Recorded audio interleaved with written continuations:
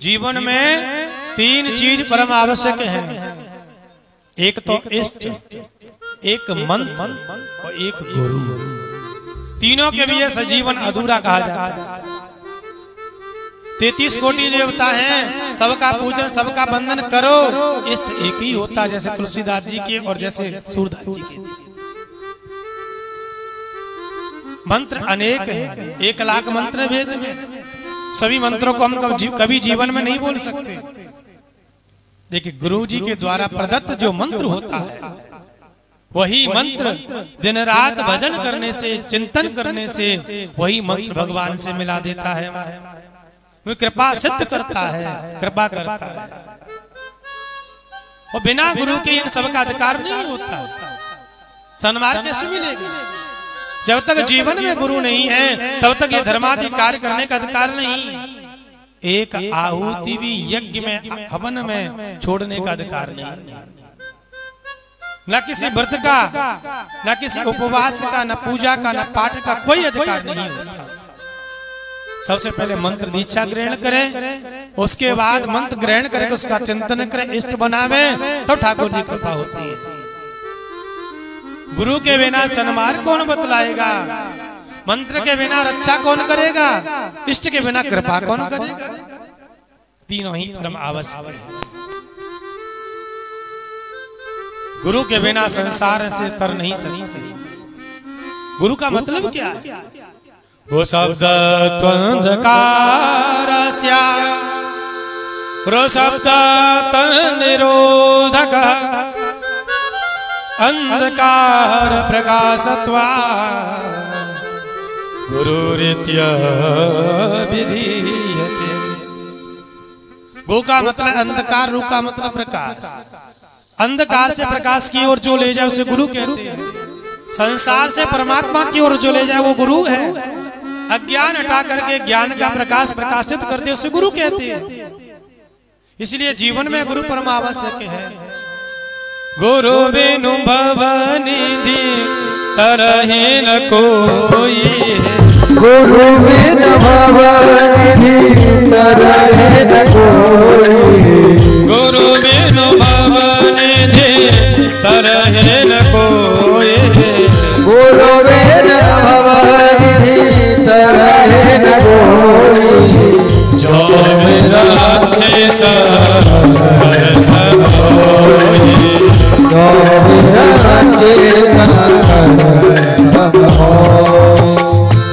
गुरु के बिना भव से पार नहीं हो सकते। अरे ब्रह्मा जी, शंकर जी, विष्णु भगवान धरती पर आए तो उन्होंने भी तो गुरु बनाए। भगवान अवतार लेकर के राम जी आए तो वशिष्ठ जी को गुरु बनाया कि नहीं? परमात्मा भी मानव शरीर धारण करता, नरनीला करते हैं, तो वो भी तो हमारा गुरु दीक्षा लेते, मंत्र दीक्षा लेते हैं। कृष्ण कन्हैया बनकर के आए तो भी उन्होंने गुरु बनाए। भगवान धरा पे आने के बाद भी नियम का पालन करता है, तो हम सबको करना है। हमारा शास्त्र का सिद्धांत है। भगवान ने वेद की मर्यादा का पालन किया। उसे क्या आवश्यकता है गुरु बनाने की? सब कुछ जानने के बाद में भी और महाराज वेद के नियम का पालन परमात्मा करते, इसका मतलब धरा पर आए हैं तो उन संस्कार की आवश्यकता है। संस्कार जरूरी है। मंत्र दीक्षा भी संस्कार है हमारा। नियम तो यह है कि 14 वर्ष तक की अवस्था में संस्कार ये हो जाना चाहिए, लेकिन हमारा 50 साल तक की आयु हो जाती है, मंत्र दीक्षा संस्कार होता ही, उपनयन संस्कार होता ही नहीं, विवाह में सब ये बहुत आवश्यक है। तो जीवन में संस्कारों की आवश्यकता होती है सज्जन। इनके बिना जीवन में भगवान की कृपा नहीं हो सकती। अभी कथा आप सुनोगे ध्रुव जी की, तब के लिए जा रहे हैं भगवान के भजन के लिए। प्रभु जानते हैं ध्रुव ने गुरु नहीं बनाया, नारद जी को भेज दिया। नारद जी इसीलिए तो आए कि नियम का उल्लंघन हो जाए, गुरु के रूप में परिणत करके वो भेज दिया नारद जी को। बिना गुरु के भगवान की कृपा नहीं होती, बिना गुरु के धर्म के कार्य में अधिकार नहीं मिलता। इसलिए अधिकार है, संस्कार है, क्रिया है। 16 संस्कार होते हैं हमारा। और 16 में संस्कार में से महाराज ज्यादातर सब विलुप्त हो गए धीरे धीरे। एक संस्कार बचा है विवाह संस्कार, पर वो भी हमारा अस्त व्यस्त है। प्रेम से बोलो जय श्री हरि। जय श्री हरि। वो भी विधिवत नहीं रहा, उसकी भी व्यवस्था बदल गई, उसमें भी परिवर्तन हो गया। जब कोई बेटी वाला या बेटा वाला विवाह छटवाने के लिए ज्योतिषी के पास में, आचार्य के पास में आते हैं ना, तो सब बातें करेंगे, बढ़िया मुहूर्त हो, 9 रेखा का विवाह हो, और बढ़िया लगन हो हमारा सुंदर, कोई कमी नहीं हो इस मुहूर्त में। और जब विवाह होता जिस दिन और लगन का समय आए और कोई आचार्य जी के अगर लगन निकली जा रही, बोल महाराज मेरी नहीं चल रही है, अब तो वो ही जाने, अब चल नहीं रही तो पहले क्यों कहा? सोच लेते कि चलेगी कि नहीं चलेगी। लगन चाहे 4 बजे की हो, चाहे 2 बजे की, विवाह 12 बजे के 1 बजे के बाद ही होगा। ये आज के संसार की व्यवस्था बन गई, क्योंकि संस्कार में की कमी के कारण हम विधि को भूल गए, और विधि भूल गए तो लगन को भूल गए, और लगन भूल गए तो आगे चल करके कितना बड़ा इसका प्रभाव है ये सब देख रहे हैं। ये केवल एक मुहूर्त की कमी के कारण, संस्कार की विहीनता के कारण। जब संस्कार विहीनता आती है फिर हमारे जीवन में परिवर्तन हो जाता है। संस्कार रहने चाहिए। संस्कार की कमी के कारण समाज में कुरीति उत्पन्न होती है। आज के समय में बेटियां पढ़ लिखे तो गई, डिग्रियां तो बहुत हासिल उन्होंने कर ली, बेटाओं ने बहुत डिग्री प्राप्त कर ली, कमाना तो सीख गए, लेकिन संस्कार भूल गए।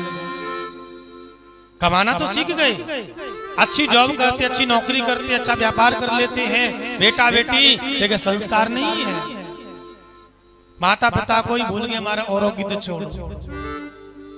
माता पिता भारत में रहते हैं, बेटा बेटी हमारा विदेश में रहते हैं। माता पिता कहते बेटा फोन तो कर लेना, बोले टाइम मिलेगा तो जरूर कर। जिन माता पिता ने पालन पोषण करके बड़ा किया, पढ़ाया लिखाया, अपनी सामर्थ्य से अधिक प्रदान किया, वही बड़ा होके बेटा कहता समय मिलेगा तो जरूर करूंगा। माँ ने तो कभी नहीं कहा कि मुझे समय होगा तो तुझे दुग्ध पिलाऊंगी या तेरा लालन पालन करूंगी। अपना भी सुख छोड़ करके माँ पुत्र के लिए समर्पित होती है। स्वयं गीले में सोएगी, लेकिन बेटा को, पुत्र को सूखे में सुलाती है। जीवन में माता के ऋण से संसार में बालक कभी ऋण नहीं हो सकता। माता पिता का स्थान बहुत ऊंचा होता है। तो संस्कार विहीनता का कारण है ये। संस्कार जीवन में परम आवश्यक है। बिना संस्कार के हमारे जीवन में कुरीति का आवाहन हो जाता है। इसलिए इन कुरीतियों को हमको त्यागना, पश्चात वेस्टर्न पद्धति को छोड़ना। हमारे संस्कारों में जब वेस्टर्न आ जाता है, पाश्चात्य देश की दूषित संस्कृति आती है, तब संस्कार लुप्त होते हैं। संस्कार के कारण ही हम संसार में भगवान की ओर बढ़ते हैं, सुसंस्कारित होते हैं। सोने का संस्कार होता है, तपाया जाता है, और जितना तपता उतना निखरता है। तो संस्कार हमारे तपाने का ही कार्य है। संस्कार का ध्यान हम सबको रखना है सदिनों। तो 3 चीज हमारे जीवन में परम आवश्यक है, एक मंत्र, एक गुरु और एक इष्ट। बिना इष्ट की कृपा कभी होती नहीं।